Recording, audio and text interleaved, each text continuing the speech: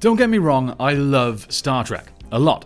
Obviously, I have a channel where I talk about nothing else other than Star Trek. But some things, well, they just bug me. So, although this list is coming from a place of love, here are 10 dumb things about Star Trek.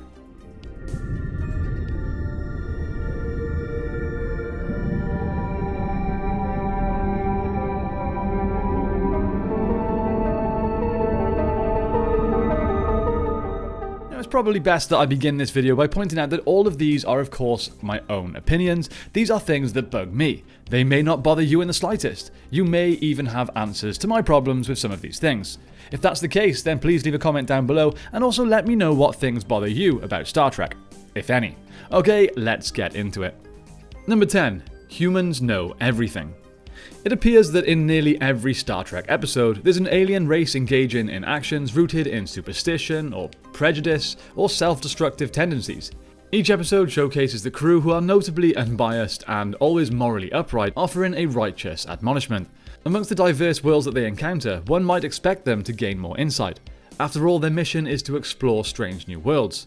Is this pursuit solely a means to reprimand civilizations across the universe? Oddly, the only character who seems to really exhibit any genuine learning is Data, consistently discovering just how amazing humans are. This growth trajectory is extremely one-dimensional.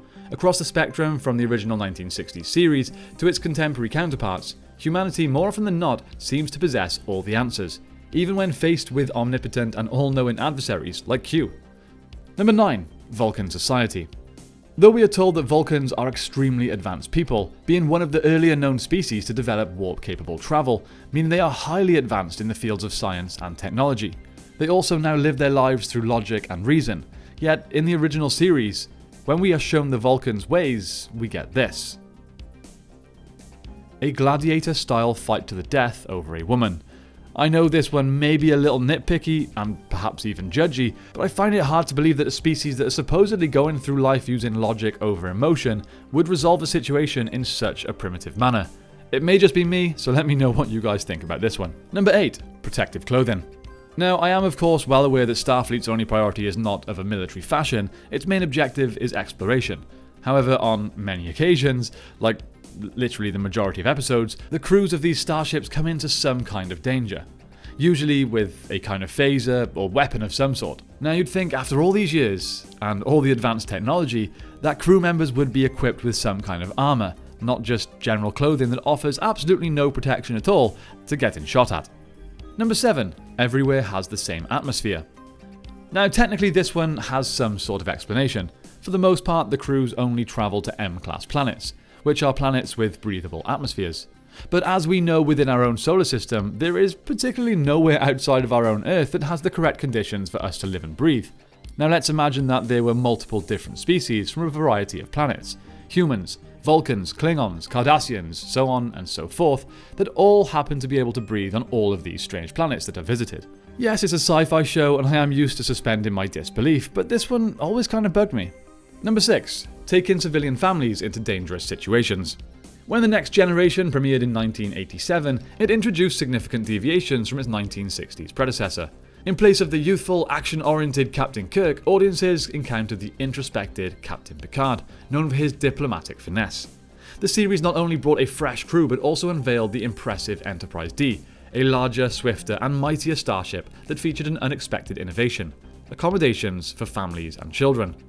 The vessel also boasted the capability to separate, particularly in combat situations, as its saucer section, housing numerous civilians, including children of various ages, and an entire educational system, could completely detach. However, despite frequent clashes with Klingons, Romulans, and the Borg, the Enterprise D curiously really executed this maneuver. Throughout its 7-season tenure, separation occurred merely 3 times. Given the substantial civilian presence, one might logically expect the captain to prioritize their safety when approaching potential hazards such as entering the neutral zone or confronting a Borg cube. The fact that Picard really chose this safety measure raises questions that perhaps should have been posed earlier. Number 5. Khan misremembers. Okay, let's look at one from the best Star Trek movie, Wrath of Khan.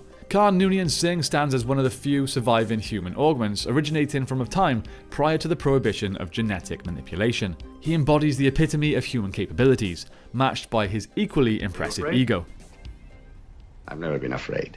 Curiously, Khan's recollection appears imperfect, as he asserts to Chekhov in Star Trek II that he never forgets a face.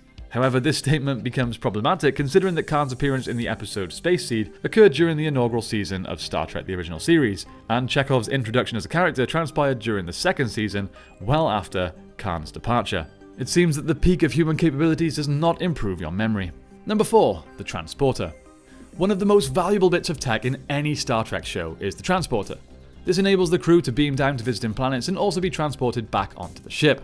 Now, it's an ongoing debate, but is the Transporter actually transporting a person from one place to another, or is it technically destroying them and replacing them with a copy on the other side? Now, I'm no scientist, but apparently, scientifically, the latter is far more realistic. If that's the case, I am very surprised that this isn't something that's addressed far more often by characters on the show.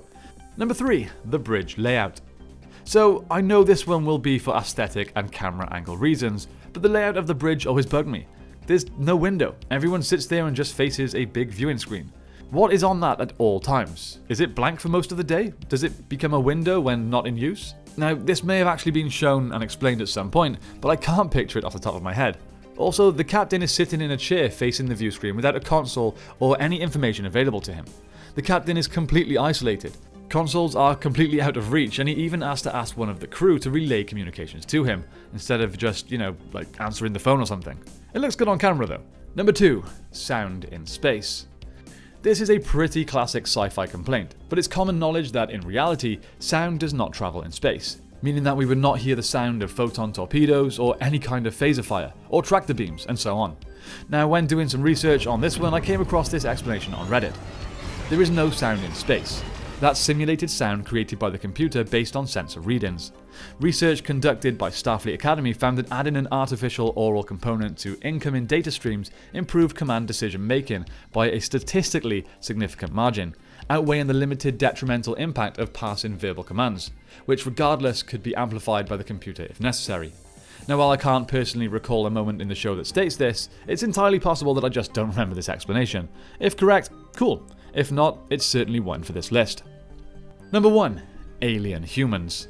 Possibly the top thing that bugs me about Star Trek is the fact that almost every alien species they encounter is just a human with a distinguishing feature, like pointy ears, or a big wrinkly forehead, or blue skin and an antenna. I understand that in the 60s there were many budget issues and the option for crazy makeup or VFX and CG characters just wasn't there, but in modern Trek, they just seem to, for the most part, continue the tradition, which, don't get me wrong, I totally understand. It's why I enjoyed the original animated series. They showed us something a little different. And before people kick off at me, I know that there are aliens in the shows that don't look human too. I'm just talking the very vast majority. And there we have it, my friends. How many, if any, of these do you agree with? What are some other things on Star Trek that may bug you? Let me know in the comments down below.